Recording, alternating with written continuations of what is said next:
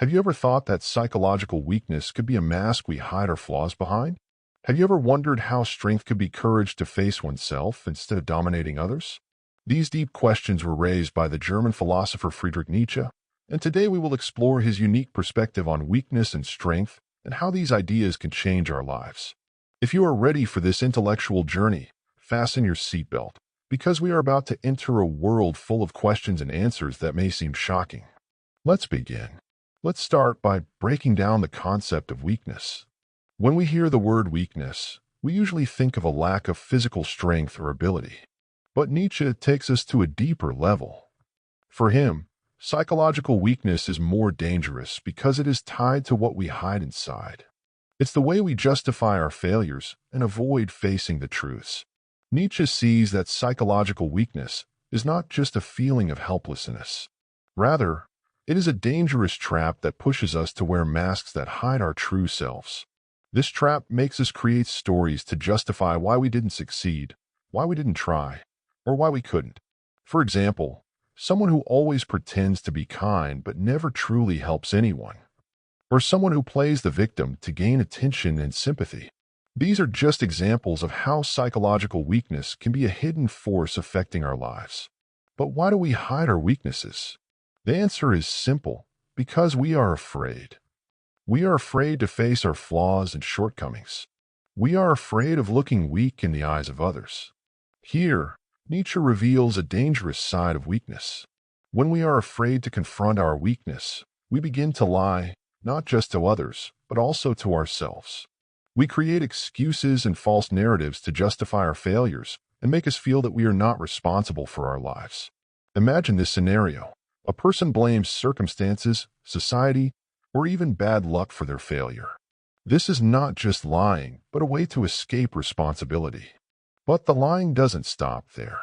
Nietzsche explains that weakness can become contagious as we start influencing those around us and passing on this same behavior. The more dangerous thing is that this lying turns into a culture that justifies failure. It puts the blame on others, and this leads us to another important point: resentment. For Nietzsche, resentment is a feeling of bitterness that arises when we fail to confront our flaws and we begin to attack the success of others, trying to diminish their achievements. But what is the solution Nietzsche offers to overcome weakness and transform it into strength? This question opens the door to Nietzsche's deep and unique perspective on the concept of strength. For him, true strength is not about controlling others or imposing dominance over them, but the courage to face life in all its details. Whether those details are filled with success or failure, joy or pain. The strong, as Nietzsche sees it, is not someone free of flaws or weaknesses, but someone who has the courage to acknowledge these flaws and work to overcome them.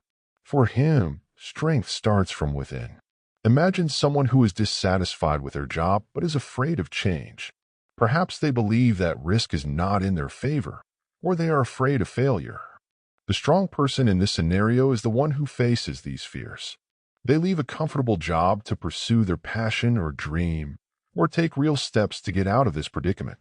The strength here is not in the outcome, but in the action itself, in the courage to make a decision and face the consequences, even if the person fails in their endeavor.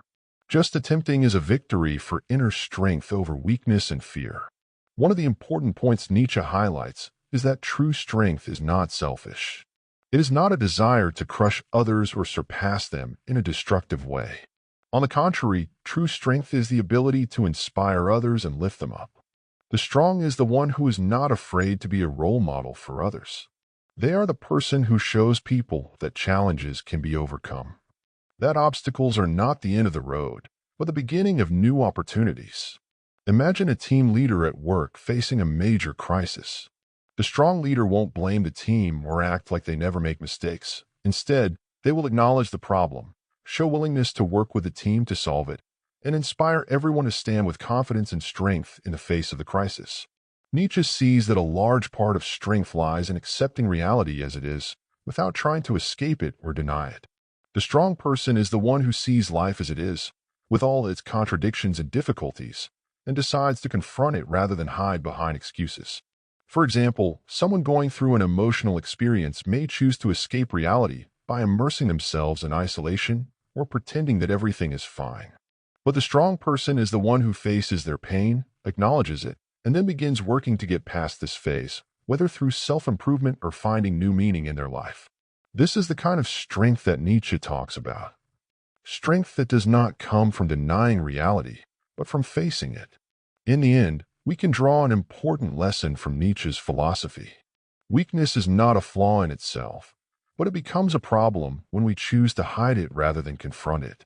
Strength is not about violence or domination, but about the courage to face the truth and work on self-improvement. Now it's your turn.